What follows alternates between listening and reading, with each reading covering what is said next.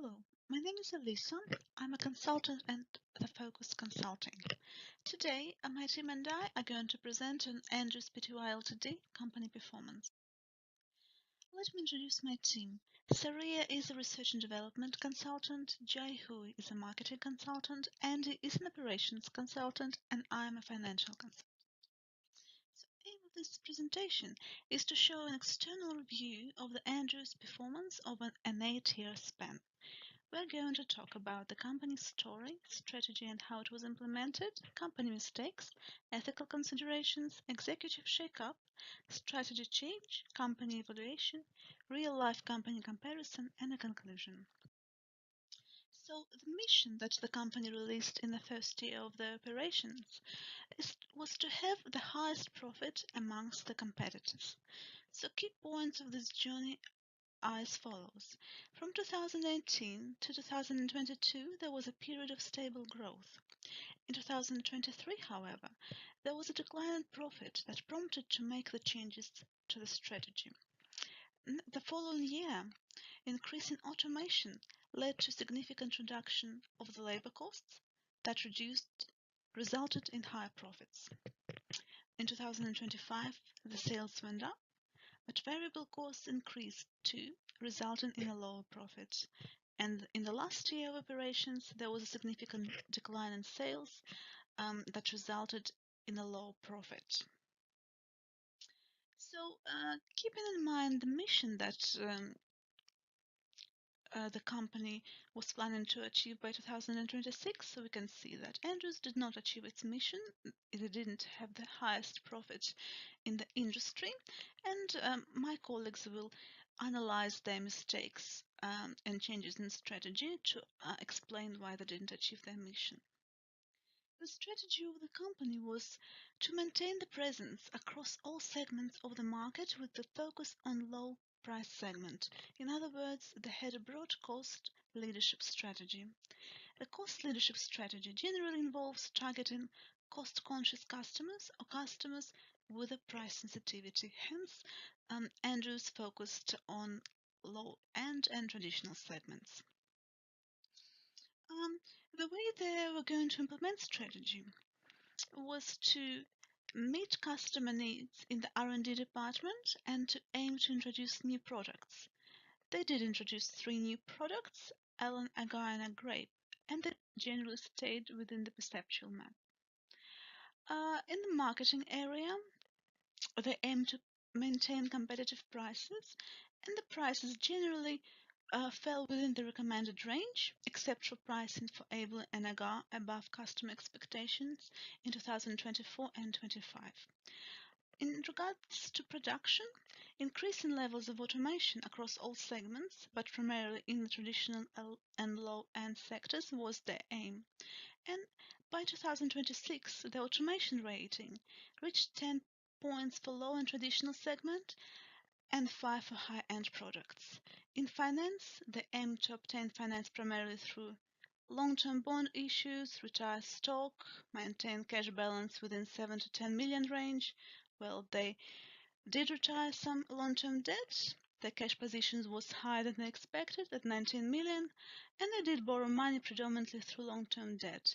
So I'm now going to hand over to Jai Hui to discuss the mistake that the company made. Thanks, Lisa. As Lisa said before, Andrews' strategy is focusing on the low-price industry to maximum the profit. They priority increase automation of traditional and low-end products to reduce the labor cost of company. However, this strategy causes a high labor negotiation cost for Andrews at the late stage. At 2020, Andrews has a higher labor negotiation price than others. The price was even above the salary negotiation position. Even though high wages will attract more quality employees, it still has a negative effect if company reduce the wages than before, and the company may spend more recruiting new employees. According to the graph of employees cost, the recruiting spends much more at 2025 and 2026 than others. The separated cost grows year by year. At 2026, the cost of separation achieved to a peak for company, and the separated employees will continue rising among 2023, 2024, and 2026. Besides, owing to the high-level negotiation of angels, the needed complement for company was decreasing slowly until 2026. The needed complement was declining to 152. Meanwhile, market share is one of the important aspects for company to join customer. Overall, the market share of Androids was dropping and unstable, especially the low-end segment and the traditional segment. At the 2025, low-end segment took up a high market share, whereas it dropped rapidly at the next year. Traditional size and the high-end segment were downward, which may reduce the sales and decrease the profit for Androids. Comparing the Chester, the trend of Chester market share is continuing rising.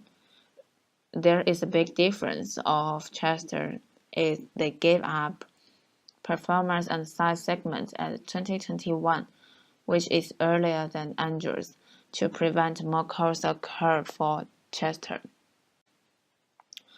Well, reputation is an important asset for company, and the company needs to operate ASIC to improve the reputation set by Boteko Raya. ASIC can balance among employees, shareholders, and other stakeholders. Customer survey is one of the good ways to show the satisfaction of company's product. These graphs show that most customers are satisfied with the traditional products and low-end in earlier year. After a stable trend from year 5, the score of customer survey was decreased. Until year 8, low-end segment nearly lost the score, which is at 1. It may cause customers give up buying low-end products from Androids. That is the reason why there are plenty of inventory left in year 8. Fortunately, as a traditional and low-end company, Android has a great awareness and accessibility on it. This causes Android can realize the difference from market immediately and can repair it as soon as possible. Generally, the company returns are great for company. Although year 5 is the bottom return of company, it still has a return on equity, asset, and sales, which explain that Android is still a potential company. Now, I will pass it on to Andy to analyze the executive shakeup.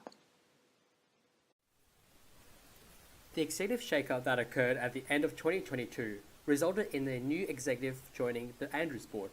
The new executive brought new ideas and input into the Andrews board, which provided tangible benefits for Andrews, as evidenced by strong growth in Andrews' financial performance from 2023 to 2026. To further flesh out Andrews' financial performance during that period, we can see that Andrews made a cumulative profit of $52 million in that period, a substantial increase from the results of $31 million from 2019 to 2022. Andrews enjoyed a sustained increase in sales in that period, with the slight exception of 2026.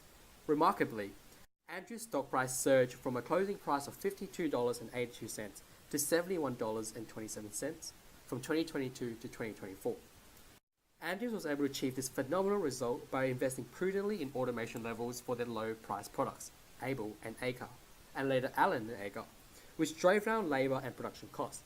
This allowed Andrews to increase the contribution margins for these products, resulting in an increased return on profits. In this facet, the new executive can be credited for Andrews' success in this area, given that in 2023, shortly after the executive came on board, the Andrews decided to increase automation levels for Able and Agar from 6 to 9 and 5 to 10 respectively.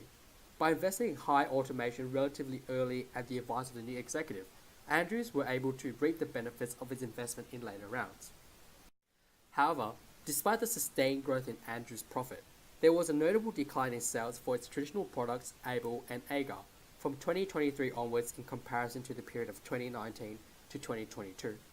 However, the cause of this was most likely due to competitive pricing by its competitors in that market, where it was being effectively undercut by other products, rather than at the advice of the new executive.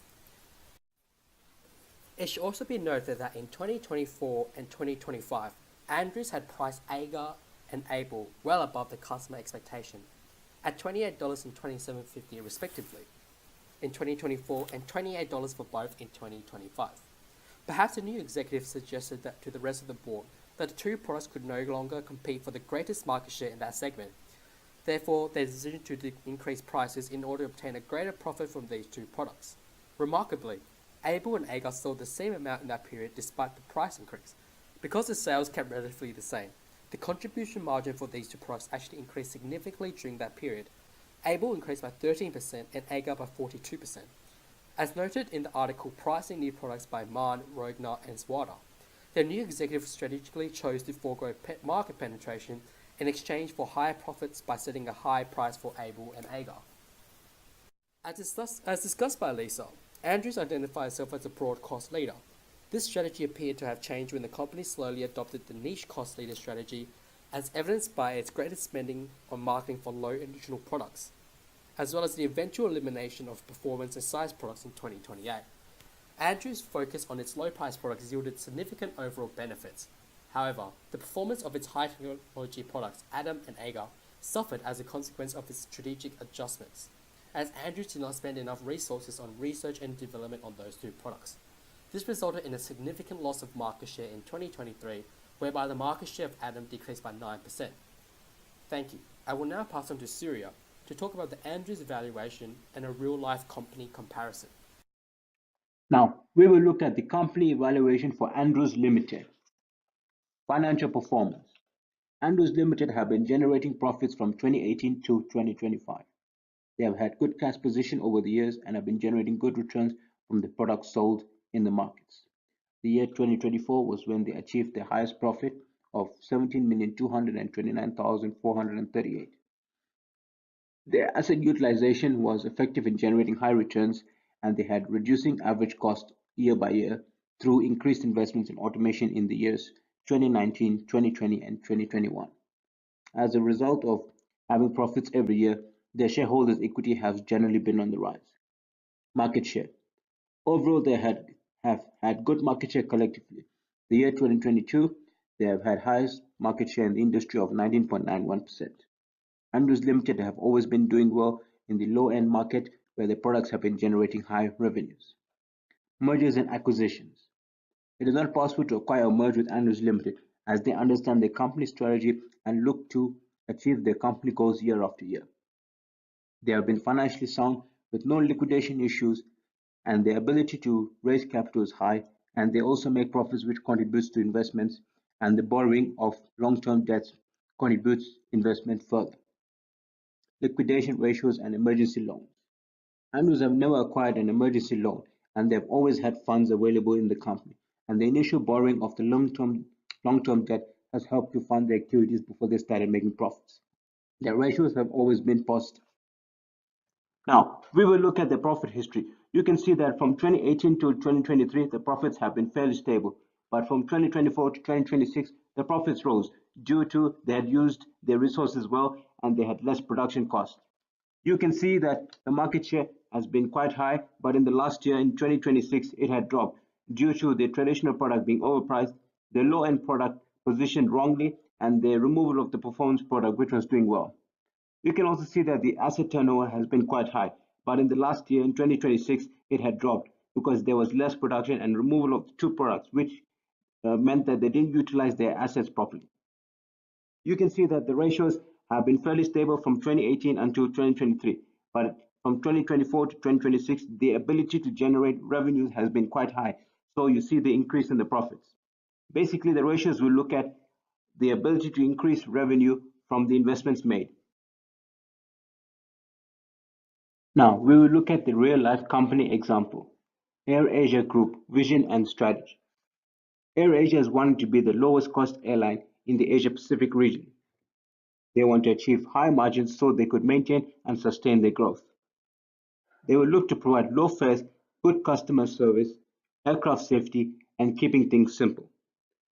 The company will achieve this by having low costs, being efficient, and entering new routes and new markets and having strong cash flows. The company is the fourth largest airline in the industry, and generally customers have given good reviews and are satisfied with the service provided. Now, we will look at the financial performance of AirAsia. AirAsia had been financially sound over the period 2012 to 2016. They have made profit all those years, but as you can see, the lowest was in 2014 due to rising fuel costs and the inability to generate revenues was low, which is why the ratios took a hit in 2014. The highest came in 2016 of 2,047 million Malaysian ringgits. The assets have been generally increasing over the period 2012 to 2016, and the shareholders' equity has been fairly stable, with the highest being in 2016 of 6,628 million Malaysian ringgits. They have been generating revenues from the operating activities in the years 2015 and 2016, but in the previous years they haven't been generating as much. Their ratios have been fairly stable, the ROAs and ROEs, but in 2014 it was low because they couldn't generate much revenues because they didn't have much demand. The EIBTs and the profit margins have also been fairly stable, but the profit margins was the lowest in 2014 of 1.5. Thank you. And now I'm going to be passing it on to Andy, who's going to conclude our presentation.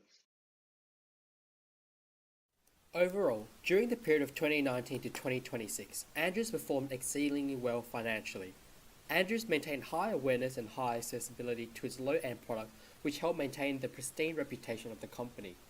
The new executive contributed greatly to the continued success of Andrews. Moving forward, it will serve Andrew well to focus more resources on labour negotiations and attaining higher market share. Leading market research shows that Andrew is a highly valuable company with endless potential. Thank you, and I hope this presentation was informative and insightful.